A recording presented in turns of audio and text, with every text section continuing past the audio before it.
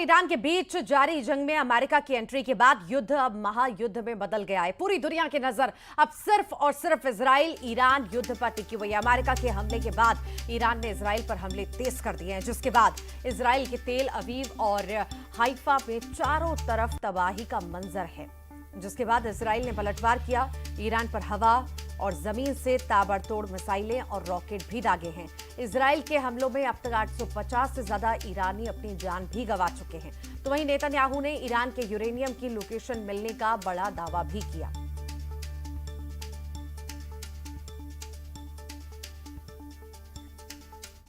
America की सीधी entry के बाद ईरान इजराइल जंग का दायरा पहले ही बढ़ चुका है और अब जिस ढंग से ईरानी विदेश मंत्री रूस की शरण में पहुंचे हैं, उससे इस जंग के और विकराल होने के आसार बनने लगे हैं। चर्चा तो यहां तक है कि अमेरिकी हमले का जवाब क्या और कैसे होगा। इसमें अब पुतिन का सीधा दखल होगा, यानी अब फैसला पुतिन के हाथ होगा कि ईरान अमेरिका पर कैसे पलटवार करेगा।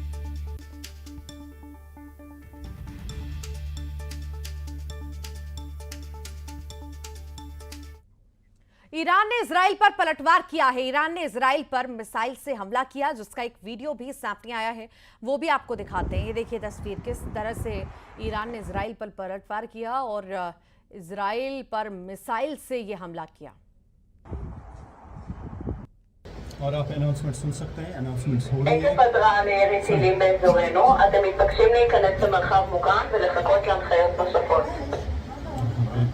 कह रहे हैं कि जहां पर भी आपको नजदीक सुन सकते हैं,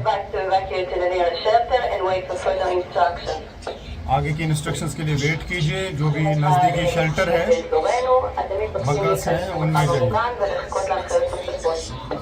जो ही साइरन्स बजती हैं तो फिर यही अनाउंसमेंट्स होती हैं जगह जगह पे। तो और मोबाइल फ़ोन पे भी अलर्ट आते हैं, यहाँ पे फ्लैश हो जाता है। और मैं खुद सोया हुआ था होटल में, और जो ही ये साउंड आई फ़ोन पे तो एकदम से मैं उतरा बेड से और सीधे यहाँ पे शेल्टर में आया। तो सायरन की आवाज़ जो आई थी, फिर हम शेल्टर में गए थे और अब कहा गया कि निकल जाइए, यानी मिसाइल अब सुनेंगे हम। हालांकि यहाँ अभी हमने धमाके नहीं सुने, बहुत अंदर थे हम। तो अब देखते हैं, सुनते हैं कि क्या हुआ है। अभी पता चल पाएगा कि ऐसा लगता है कि टेल अवीव पे फिर से मिसाइल्स लॉन्च किए गए हैं। और ये आप देख सकते हैं लोग। ओके, आपने आवाज़ सुनी होगी कि कह रहे हैं कि everything is normal now, you can go back to your room. That means के जो खतरा था यहाँ पे वो टल गया है। हो सकता है कि मिसाइल्स जो है लॉन्च किए गए होंगे, अभी पता चल पाएगा कि क्या हुआ है। ईरान पर इजराइल की एयरफोर्स का बड़ा हमला। करमानशाह शहर में ईरान के सैन्य ठिकाने तबाह किए गए हैं। ये बड़ी जानकारी आपको दे रहे हैं। ईरान पर इजराइल की एयरफोर्स का ये बड़ा हमला देखा जा रहा है और करमानशाह शहर में ईरान के सैन्य ठिकाने तबाह किए गए हैं। तो एक के बाद एक दूसरे पर हमले इजराइल और ईरान बोल रहे हैं। कोई भी रुकने को तैयार नहीं है, चाहे कितने भी प्रयास किए जाएं। एक हमला बोल रहा है तो उसके बदले दूसरा बड़े हमले बोल रहा है। और इसी बीच ये बड़ी जानकारी है कि ईरान के सैन्य ठिकाने तबाह किए गए हैं। वहां पर बड़ी बड़ी मिसाइलें लगातार दागी जा रही हैं। डोनाल्ड ट्रंप का इरादा अब साफ है। ईरान की न्यूक्लियर साइट तबाह करने के बाद अब उन्होंने ईरान में सत्ता परिवर्तन का इशारा किया और नारा दिया कि मेक ईरान ग्रेट अगेन। सवाल है कि क्या ये ईरान में रजीम चेंज का आगाज है?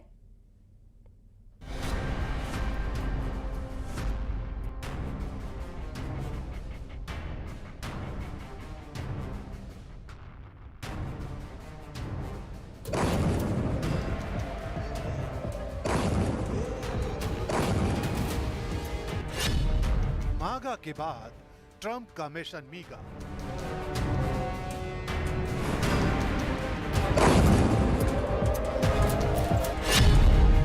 ईरान में सत्ता परिवर्तन का इशारा।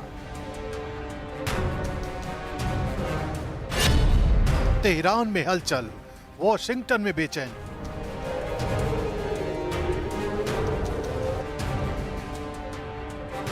अमेरिकी राष्ट्रपति डोनाल्ड ट्रंप के नए मिशन मीगा का जिक्र करें।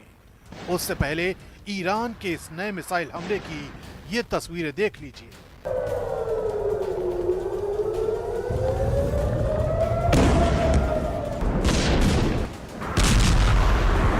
न्यूक्लियर साइट पर हुए इस हमले से ईरान बुरी तरह बौखला गया है और अब ईरान के तमाम नेता और IRGC किसी भी हद तक जाने को तैयार है।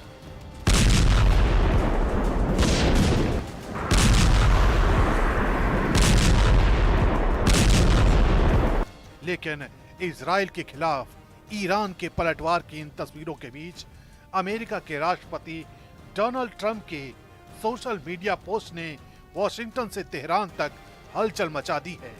ट्रुथ सोशल पर पोस्ट करते हुए ट्रंप ने लिखा है, अगर मौजूदा ईरानी शासन ईरान को फिर से महान नहीं बना सकता तो उसे बदला क्यों न जाए। इस एक लाइन में ट्रंप ने दो चीजें कर दी हैं। पहली, अमेरिका के सैन्य हमलों को वैचारिक समर्थन दिया और दूसरा, सत्ता परिवर्तन के एजेंडे को सार्वजनिक मंच पर ला दिया।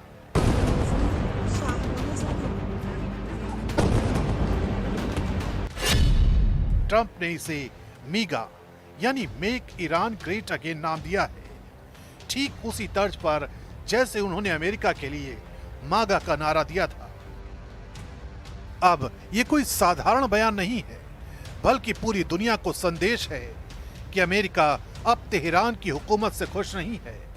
हालांकि ट्रंप के इस बयान पर अमेरिका में ही विरोधाभास दिखने लगा है।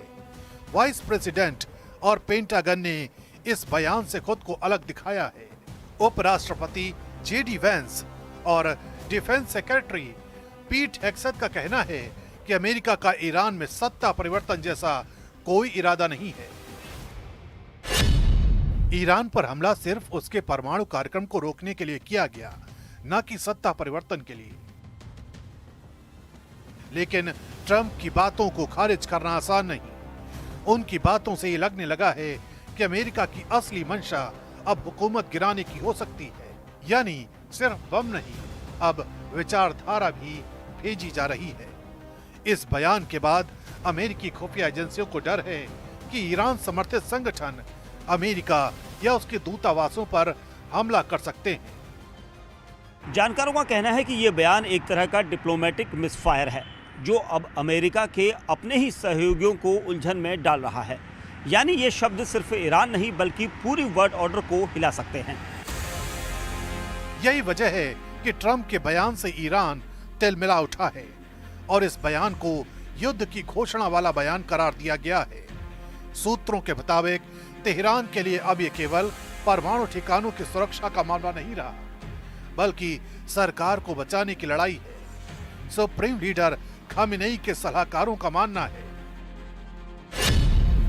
ट्रंप के मीगा बयान ने अमेरिका की असल मंशा उजागर कर दी है। इसका असर ईरानी पॉलिसी और डिप्लोमेसी दोनों पर पड़ा है। इसी बीच ईरान के विदेश मंत्री मॉस्को पहुंच चुके हैं। این حمله‌ای که آمریکا انجام داد حمله اول به منشور ملل متحد هست، چون کاملا خلاف منشور هست. حمله به قوانین بین الملل هست، حمله به حقوق بین الملل هست، حمله به قوانین بین الملل هست و از همه مهمتر حمله به NPT و نظام عدم اشاعه هست. به هر حال نظام عدم اشاعه که نقش مهمی در امنیت بین الملل داره، یک نظام منسجم و بسیار جدی هست که کشورهایی که صرف نظر میکنن از سلاح هسته‌ای در مقابلش مورد حمایت قرار میگیرن، هم به لحاظ استفاده صلح‌آمیز از انرژی هسته‌ای و هم به هر حال از جهت اینکه اطمینان پیدا بکنن که برنامه‌های صلح‌آمیزشون میتونه در سلامت ادامه پیدا بکنه. इसके अलावा चीन और तुर्की से भी संपर्क किया जा रहा है। ईरानी संसद में ट्रंप के बयान को लेकर विशेष सत्र बुलाया गया है। सांसदों ने इसे सांस्कृतिक और राजनीतिक हमला कहा है। सूत्रों का कहना है कि ईरान अब क्षेत्रीय सहयोगियों हिजबुल्लाह, हूथी विद्रोहियों और इराकी मिलिशिया को एक्टिव मोड में डाल सकता है। ट्रंप का रेजिम चेंज बयान केवल अमेरिका ईरान के रिश्तों को नहीं बल्कि पूरे मध्य पूर्व को प्रभावित कर सकता है। यूरोपीय संघ ने बयान पर चुप्पी साधी है, लेकिन फ्रांस और जर्मनी की अंदरूनी चिंता बढ़ गई है। ब्रिटेन के पीएम ने संयम बरतने की अपील की है, जबकि रूस और चीन ने ट्रंप के बयान की निंदा की है और इसे अंतर्राष्ट्रीय कानूनों का उल्लंघन बताया है। इस दौरान इजराइल की प्रतिक्रिया सबसे दिलचस्प रही है। प्रधानमंत्री नेतन्याहू ने ट्रंप के बयान पर टिप्पणी करने से इनकार कर दिया, लेकिन अंदर खाने और इसी के साथ ही फिलहाल